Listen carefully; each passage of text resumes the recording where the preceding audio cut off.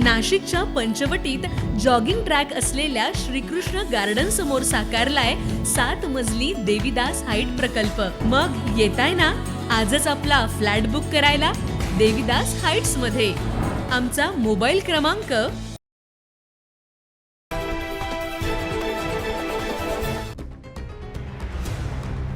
नाशिक शहरातील वाढत्या गुन्हेगारीला आळा घालण्यासाठी पोलिसांकडून ठोस कारवाई सुरू असल्याचं पाहायला मिळत आहे। मागील 9 वर्षापासून शहरात खुनाचा प्रयत्न, रस्त्यात अडवून धमकी, जबरी चोरी करून दुखापत करणं, सार्वजनिक ठिकाणी दहशत माजवणं यासारख्या गंभीर गुन्ह्यातील तडीपार संशयितानं शहरात आपल्या मित्रांना सोबत घेऊन जुन्या भांडणाची कुरापत काढत एकास मारहाण केल्याची घटना मागील आठवड्यात घडली होती।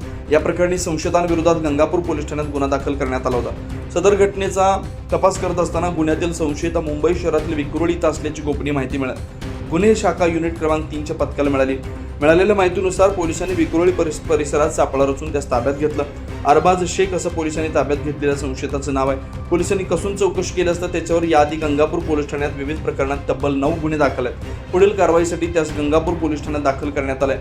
या घटनेचा पुढील तपास गंगापूर पोलीस करतायत। सदरची कारवाई गुन्हे शाखेचे सहाय्यक पोलीस आयुक्त संदीप मेटके यांच्या मार्गदर्शनाखाली वरिष्ठ पोलीस निरीक्षक जगवेंद्र सिंग राजपूत, वरिष्ठ पोलीस उपनिरीक्षक मोतीलाल पाटील, पोलीस उपनिरीक्षक दिलीप सगळे, पोलीस अंमलदार सविता कदम यांच्या पथकाने केले। 9 न्यूज महाराष्ट्र ब्युरो, नाशिक।